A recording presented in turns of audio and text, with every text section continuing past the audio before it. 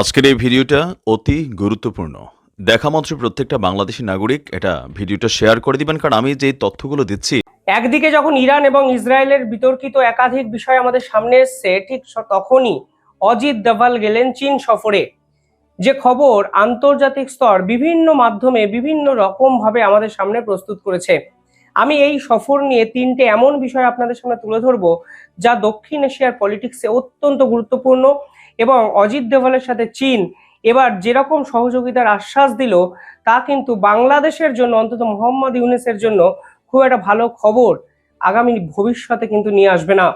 তিনটে প্রধান বিষয় যা অজিত দোভাল এবং চীনের মধ্যে কালকে কথাবার্তা হলো। এই সফরে গিয়ে প্রথমত অজিত দোভালের পক্ষ থেকে কাউন্টার টেরোরিজম নিয়ে কথাবার্তা বলা হয়। তিনি একটি স্টেটমেন্ট দেন এবং পরিষ্কারভাবে ভারতের বর্তমান অবস্থানটা এক্স্যাক্টলি যা যে জায়গায় আছে তা কিন্তু পরিষ্কারভাবে বুঝিয়ে দেওয়া হয়েছে। দেখুন, চীন সিকিউরিটি ওরিয়েন্টেড যত মিটিংই ভারতের সঙ্গে করুক না কেন, আসলে তারা পাকিস্তানকে অস্ত্র দেবেই। PL-15 মিসাইল তারা পাকিস্তানকে দেবে, পাকিস্তান আবার সেই মিসাইল ভারতের বিপক্ষে কাজে লাগাবে। অর্থাৎ এই সফরের সিগনিফিকেন্স কিন্তু ভারত এবং চীন দুজনের কাছেই মারাত্মক ছিল, কারণ ভারতও জানে এই চীনই পাকিস্তানকে কাজে লাগিয়ে দিনের পর দিন ভারতের সঙ্গে বিভিন্ন চক্রান্তে লিপ্ত হয়ে আছে ভারতের বিপক্ষে।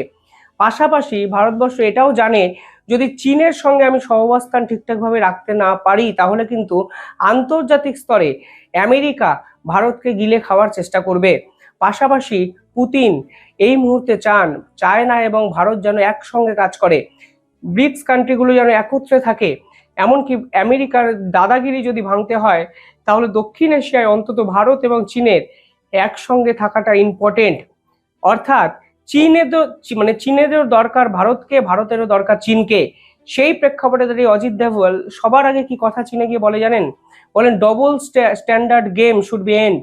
অর্থাৎ দ্বিচারিতা করবেন না। আপনারা বলছেন ভারতের সঙ্গে আপনারা থাকবেন, অথচ পাকিস্তানকে দিনের পর দিন অস্ত্র দিয়ে যাচ্ছেন। আপনারা বলছেন ভারতের কাউন্টার টেররিজম অ্যাক্টিভিটিকে সমর্থন করেন, অন্যদিকে পাকিস্তানকে 5th জেনারেশন ফাইটার জেট তুলে দেবেন বলে ঘোষণা করে দিয়েছেন। এই যে ডুয়েল মেন্টালিটি, এই যে ডবল স্ট্যান্ডার্ড, তা কিন্তু দীর্ঘদিন চলতে পারে না। এই প্রসঙ্গে ভারতের পক্ষ থেকে জোরালোভাবে 100% নিশ্চিত থাকুন, বাংলাদেশ ইস্যুটাকে নিয়ে অবতারণ করা হয়েছে। কারণ দিনের পর দিন বাংলাদেশকে সামনে রেখে চীন কিন্তু ভারতের বিপক্ষে অত্যন্ত গুরুত্বপূর্ণ কিছু পদক্ষেপ নেওয়ার চেষ্টা করছে। প্রথমত, তারা মোহাম্মদ ইউনূসকে ঋণের ফাঁদে ফাঁসিয়ে দিয়েছে। এই মুহূর্তে বাংলাদেশ সরকারের সঙ্গে চীনের একটি মিটিং হয়েছে, যেখানে বাংলাদেশ সরকার দাবি করেছে যে ঋণগুলো আছে সেই ঋণগুলোর মেয়াদকাল যেন 20 বছরের বেশি করা হয়, এবং সেই ঋণের যে সুদ 3% থেকে একটু কমানো হয়। অর্থাৎ বাংলাদেশ কার্যত চীনের গহ্বরে ঢুকে গেছে, তা হয়তো অনেকেই বুঝতে পেরেছেন। এই প্রেক্ষাপটে দাঁড়িয়ে লালমনিরহাট এয়ারবেস তৈরি করা ছিল চীনের প্রাথমিক একটি লক্ষ্য, এবং বাংলাদেশ চায় এই চীন যেন ভারতের কাছে এসে ভারতের বর্ডার থেকে ভারতকে ডিরেক্ট থ্রেট করতে পারে। শেখ হাসিনা যতদিন ছিলেন, চীন কিন্তু বাংলাদেশে এই রকম অ্যাগ্রেসিভ অ্যাটিটিউডকে প্রশ্রয় দিতে পারেনি, করতে পারেনি, কারণ শেখ হাসিনা চাননি সেটা। কিন্তু মোহাম্মদ ইউনূস এসে 7 সিস্টার্স বলুন, চিকেন নেক বলুন, শিলিগুড়ি করিডর বলুন, একাধিক জায়গায় যেভাবে চীনা আগ্রাসনকে প্রশ্রয় দিয়েছেন, তা কিন্তু ভারতের জন্য বিপজ্জনক। আর অজিত দোভাল পরিষ্কারভাবে বুঝিয়ে দিয়েছেন, এই ডুয়েল মেন্টালিটি কোনো অবস্থাতেই আমরা আর মেনে নেব না। এই নিয়ে আন্তর্জাতিক স্তর বিভিন্ন জায়গায় বিভিন্ন রিপোর্ট বেরিয়েছে, আপনারা নিজেরা গিয়েও দেখতে পারেন, যেখানে কাউন্টার টেরোরিজম নিয়ে চীন এবং ভারত একত্রে কাজ করবে। এবং একটা জিনিস পরিষ্কার, পাকিস্তানকে স্যাক্রিফাইস করার জায়গায় চীন নেই। কারণ এই মুহূর্তে পাকিস্তানের বালুচিস্তানের সিপেক করিডর যে চীন বানাচ্ছে, সেটা কিন্তু দক্ষিণ এশিয়ার সব থেকে বেশি ইনভেস্টমেন্ট চীনের। কিন্তু বাংলাদেশকে কি সত্যি স্যাক্রিফাইস করবে চীন? এই প্রশ্ন কিন্তু কালকের মিটিং এর পর উঠে যায়। এবং ভারত যেভাবে বাংলাদেশের বিপক্ষে একের পর এক পদক্ষেপ নিয়ে নিজেদের অবস্থানকে জোরালোভাবে বুঝিয়ে দিয়েছে, সেই প্রেক্ষাপটে দাঁড়িয়ে চীনের কিন্তু এই মুহূর্তে বাংলাদেশের সঙ্গে সম্পর্ক রাখাটাও এই সম্পর্কের জন্য অত্যন্ত খারাপ জায়গায় তৈরি হবে। এবং এরপরে চীন যদি ভারতের সঙ্গে সম্পর্ক ভালো না করতে পারে, তাহলে কিন্তু পাকিস্তান আবার চীনের উপর, বা পাকিস্তানকে দিয়ে আমেরিকা চীনের উপর কোনো না কোনো প্রেশার গেম কিন্তু খেলার চেষ্টা করবে। অর্থাৎ চীন কিন্তু বিভিন্ন দিক থেকে ফেঁসে আছে। ফলে এই ফেঁসে যাওয়ার জন্য তাদের কাছে অজিত দোভালের সঙ্গে এই মিটিংটা কিন্তু অত্যন্ত ইম্পর্টেন্ট ছিল। তারা একটি টুইট করেছে মিটিং শেষে, এবং সেই মিটিং এর ভূয়সী প্রশংসা তারা করে। শুধু তাই নয়, তারা কিন্তু এই টুইটে পরিষ্কার লিখেছে যে এই সময় ড্রাগন এবং এলিফ্যান্টকে একসঙ্গে আসতে হবে। অর্থাৎ বিশ্বের দুই প্রভাবশালী দেশ, একজন ড্রাগন একজন এলিফ্যান্ট, যদি একসঙ্গে আসে গোটা বিশ্বকে কন্ট্রোল করা যাবে। তাই এই চীনের টুইটের পক্ষে পরে পরিষ্কার হয়ে গেছে।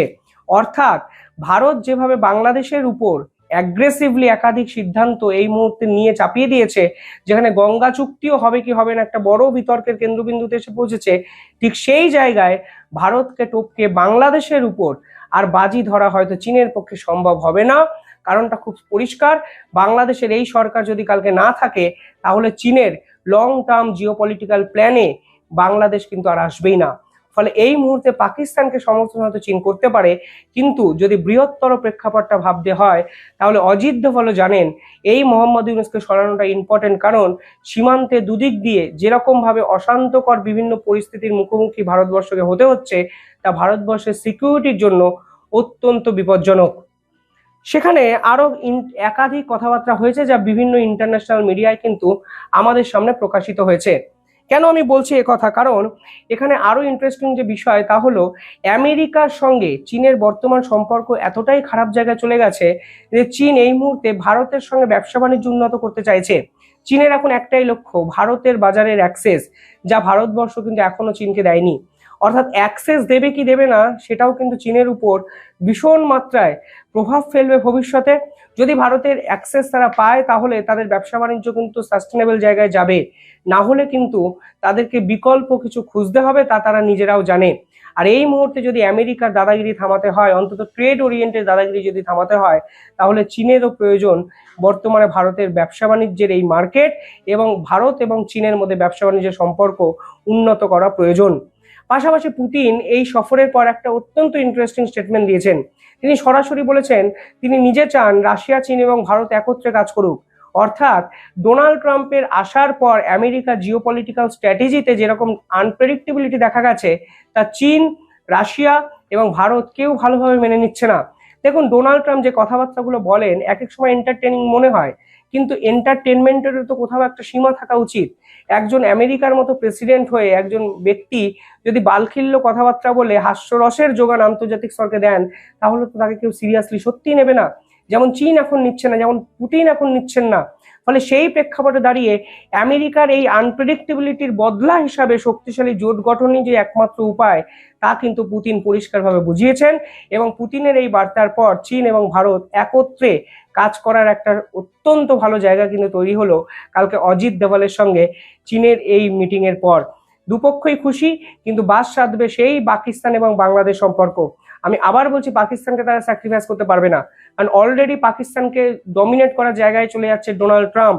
পাকিস্তান অলরেডি ডোনাল্ড ট্রাম্পকে খাইয়েছে, তাদের দেশে যেন অনেক বেশি রেয়ার আর্থ মিনারেলস আছে।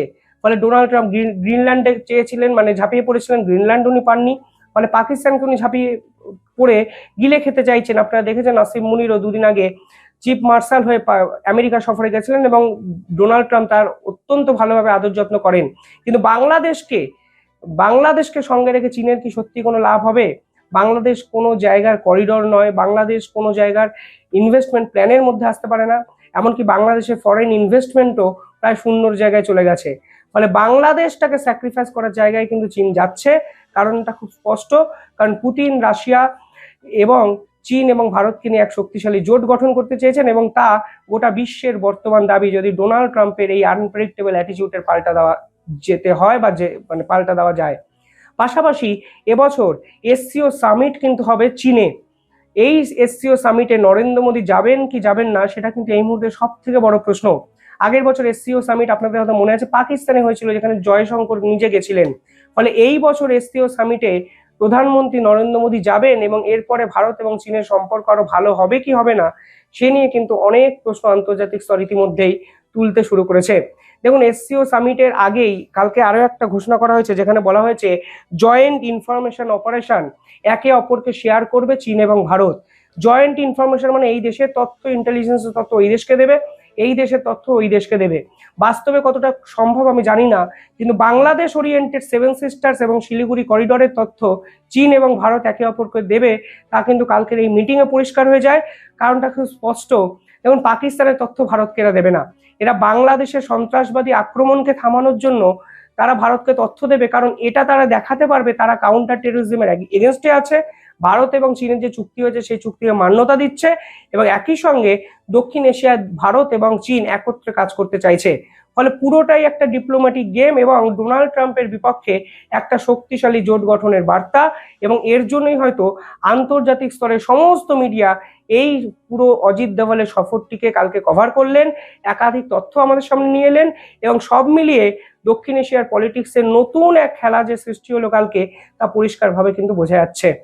এবার প্রশ্ন হলো, নরেন্দ্র মোদীর কি চীন সফরে যাওয়া উচিত না উচিত না? আপনাদের উদ্দেশ্যে এই প্রশ্নটি রাখলাম, কমেন্টে জানাবেন আপনারা কি ভাবছেন। ধন্যবাদ।